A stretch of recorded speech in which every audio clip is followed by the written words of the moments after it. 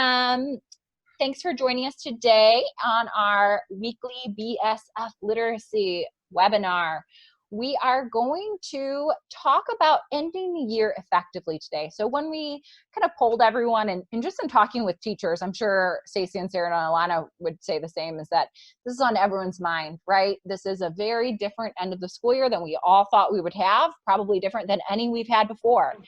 And so how can we end the year in a way that provides closure, brings everyone together, and ensures that we are set up for the summer and for whatever it may look like next year.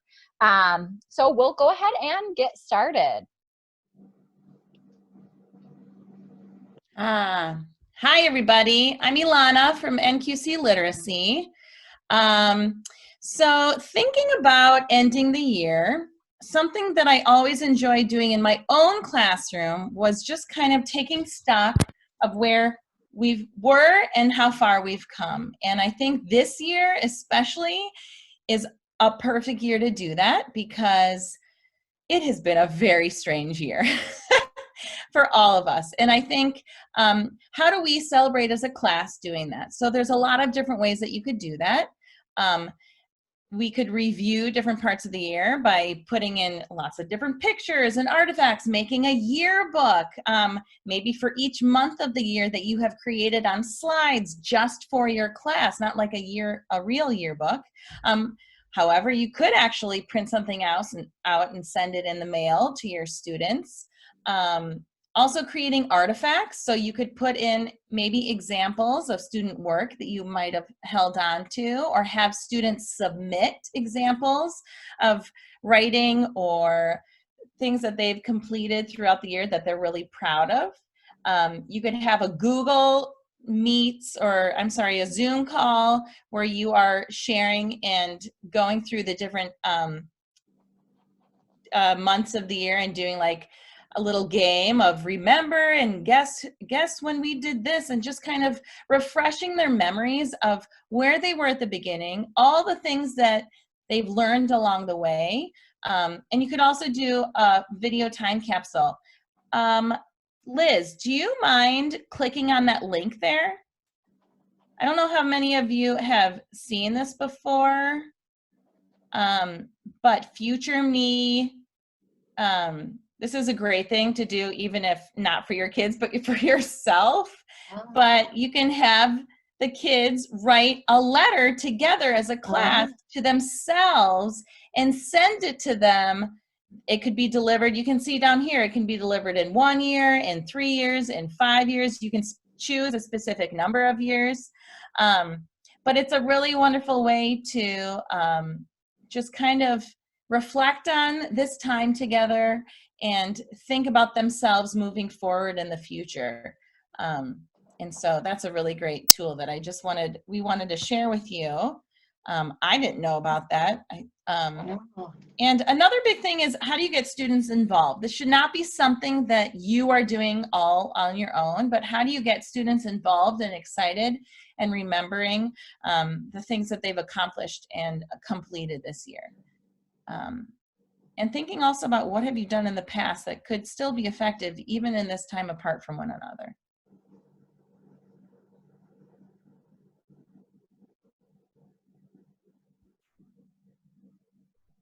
Okay, so first, I have to get my props on. So if we're talking about making it fun, I'm not actually gonna wear this is weird. But if we think about making it fun, and thinking about how we can end our year in a more fun and creative way. I'll wear my cape. How about that? I'm not gonna wear my mask. So I love the mask. I say wear it. It's definitely kid size, so it's not really fitting my face. But I'm here to talk to you about just some of the ideas on ways to end our year in a fun, exciting way. So I was just thinking about how this is such a monumental time in all of our lives, and kids are going to reflect back on this time. And so let's think about ways that we can make this, make some really fun and exciting memories. So there's a lot of hard things that are happening during this time, but this is a way for us to think about what are some of the things that how can we infuse fun into our last couple weeks left of our school year. So some ideas for you that maybe can kind of jumpstart some of your imagination and think about ways that you can kind of get creative with your class, but having themed Zoom calls. So if you're on a Zoom call with your class and you show up in a mask or in a hot dog costume or your Halloween costume or whatever it is, talk about engagement of your students and being really excited about that. And also just like a really fun way of teaching your math lesson or teaching your writing lesson. Having students engage in that too. So having spirit days or weeks. I'm sure, I know some of the schools have already been doing some of those things, but maybe it's like, hey, for Friday Zoom call, let's all wear our Halloween costumes from this year and show up, and we can kind of do a little, have a conversation about it. And then maybe we'll get down to business and continue on with what we need to learn, but just infusing some fun into it. Doing some Zoom dance parties or doing a Go Noodle. So sharing your screen and everybody getting up and dancing for a little bit.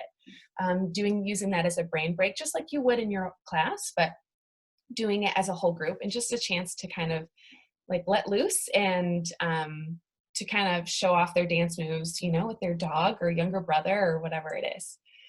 Another way that you can make it fun is by having some sort of class talent show. So sending out, some information. Hey, you get 30 seconds to a minute tops. I'm cutting you off after that. And choose some sort of talent. You can sing a song, you can do a skit, whatever you want to do. And we're going to do a class talent show. Secret friend is just kind of like what a secret Santa would be like, but you as the teacher are kind of coordinating two kids to either like send notes to each other, encouraging notes, or just like ways to kind of encourage each other and to just to have some fun. Also doing playing a game. You can do Pictionary on Zoom. There's the whiteboard feature, so you do Pictionary. I know we talked about this on one of our calls a couple weeks ago, but using like a mystery bag. So maybe at the end of every one of your lessons, you have a brown paper bag with something inside of it, and you're giving clues to kids and asking them to infer what it is. Kids can also do this too. So they have their own bags, and each, kid is choosing or giving out clues and guessing what is in that bag.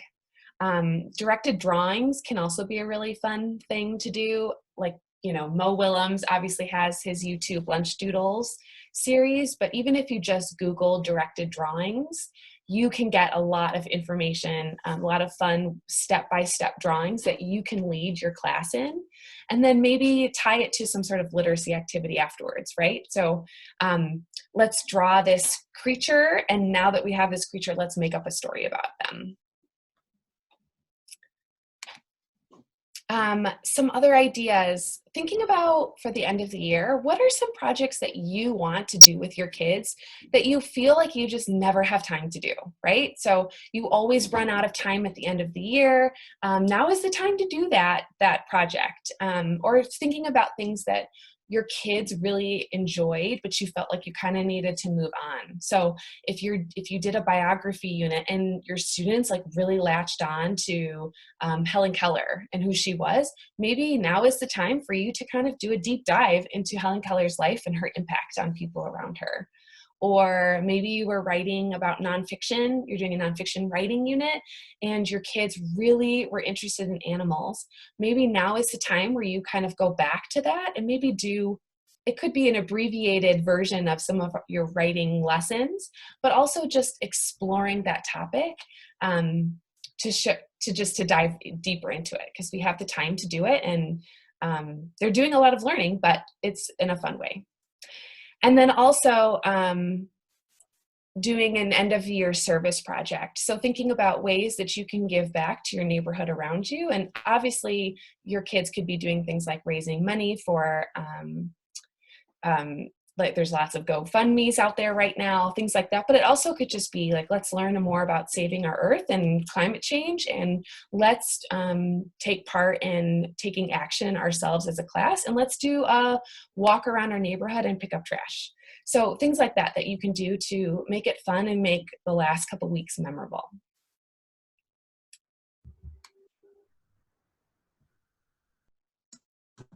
Hey guys. So at the end of the year, obviously we want to have some kind of sense of closure and then find a meaningful way to say goodbye to our kiddos. Because if we're not looping with them next year, like this is it. We're going to see them in the hallways, hopefully. But we want to kind of say goodbye towards the end of the year. So if you are in a situation where you're going to be returning to your classroom because your students left some of their materials and you have to like gather them up and put them in brown paper bags for kids to come pick up, Angela Watson, who's a teacher blogger that I really like, that was her blog post this week, is just like how to clean out your classroom efficiently if you only have 2 hours. So that's linked on the slide there. But if you're doing that and each kid does have a bag of stuff, you could write each student a letter and then stick it in the bag with their belongings. Something that you noticed about them, something positive that they brought to your classroom this year, just so they have kind of a tangible reminder of how great they are. If you are worried about touching things, or if you're not going to be returning student materials to them, you could always do this by email or write it by hand, take a picture and send it to them on whatever platform that you're using. I also really like the idea of TED Talks and like valedictory speeches. So I've done this with 8th graders and seniors, where I just kind of say, okay, pretend that everyone is the valedictorian, right? So you're the valedictorian. What are your parting words to your class, to your school? What wisdom have you gained this year? What life lessons have you learned? And then have them record that speech on something like Flipgrid. And it might be fun to see what kind of wisdom has come from the kids this year. I also really like this idea of passion projects where, sometimes we have like an awkward amount of time at the end of the year and we're not sure what to do with it. Ask the students, if you were in charge of what you wanted to learn, or if you could pick something that you wanted to learn, what would it be? And then put students in touch with the resources to teach themselves that thing. So I've linked on the slide here, the Big Shoulders Fund Distance Learning student website. And there's tons of resources on there where kids can just kind of explore on their own. So things like National Novel Writing Month Young Writers Project. So students can write their own novel and it gives them everything that they need to do that. Or if students want to learn how to code, they can go to code.org and do that. Or there are language learning apps that are free through the Chicago Public Library. So help students find something that they're interested in doing, launch them into that, and then hopefully that learning will continue through the summer. Because if you have a kid who's really into coding and they start playing these coding games, maybe they'll play that this summer instead of Fortnite. So I like that idea of kind of launching them into something that's going to keep them learning through the summer. And then Ilana kind of mentioned this too, but having some kind of digital yearbook. And so I would probably do this on Google Slides, but you could use Padlet or whatever format you're using. One thing that's nice about Google Slides is you can actually change the size of a slide so that it's custom. So you can make a slide 8.5 by 11 so that when we do go back to school, you could print these out and give them to your kiddos. But the idea is every kid in the class has a page. You can put a picture of them on their page or they can put their own picture. And then everybody in the class says something nice about each student on each slide. So could be a compliment, could be a fun memory from the year. If you have students who are old enough to be mean, I would be really specific with them about what compliment is and is not. Maybe practice writing some, maybe even practice with some fictional characters so that you have to write a compliment to everyone in this book, including a villain, so that, when they get to the kid in the class that they don't like, they already have some practice saying nice, true things, It's the middle school teacher brain is always worried about that. But just so that students have kind of a tangible reminder of all their friends and the memories from the year. But whatever you decide to do, just think about, how do I normally say goodbye to my kids? And then how can I adapt that to this new online format? Because there's a lot of tools out there that can help us do that.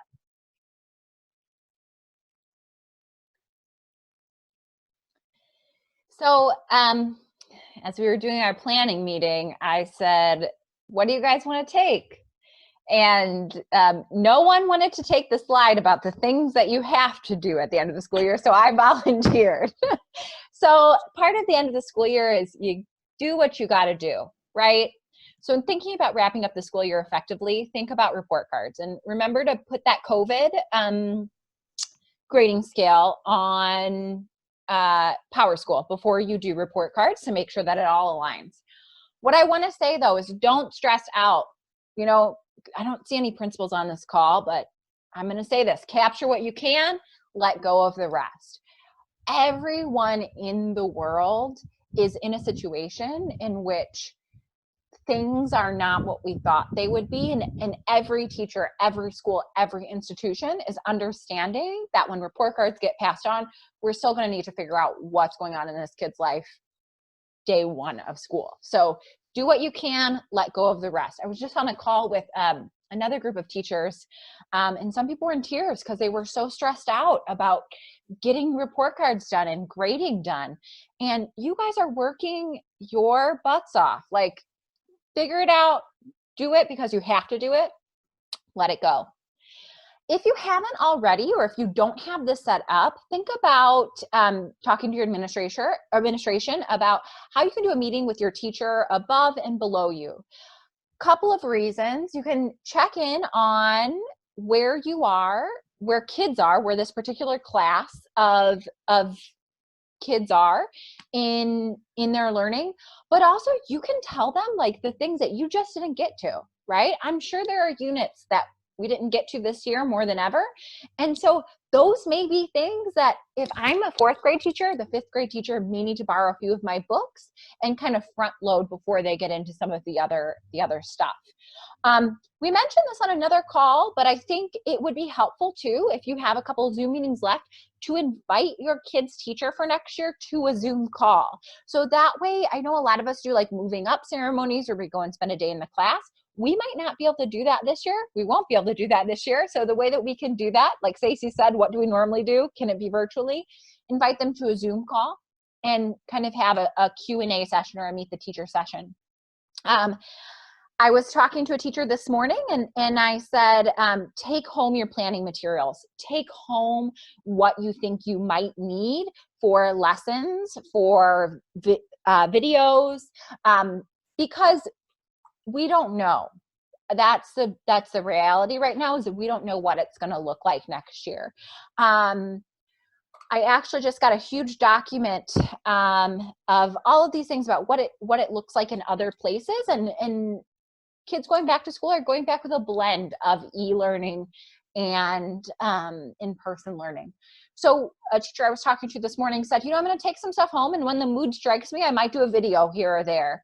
And so it's nice to have those things on you if you want to do them, versus like having to find a time to get into the school and it just feels frustrating.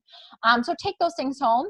And also when you check in with your teacher, up and down, maybe think about are there any planning materials or links to documents that would be super helpful for you to have, so that you can start thinking about those beginning of the year units and things you may want to get into.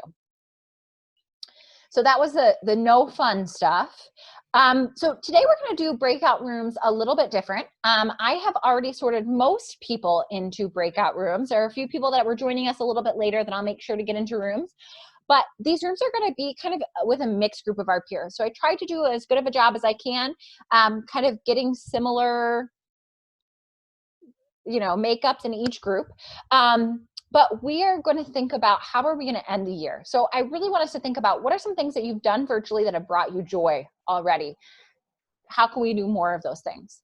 What are some projects that you really want to do with your kids? Sarah mentioned this. What are some things that you maybe feel like you never have time to do, or you feel the pressures of getting everything in, or the constraints of testing at the end of the year? We have some freedom this year.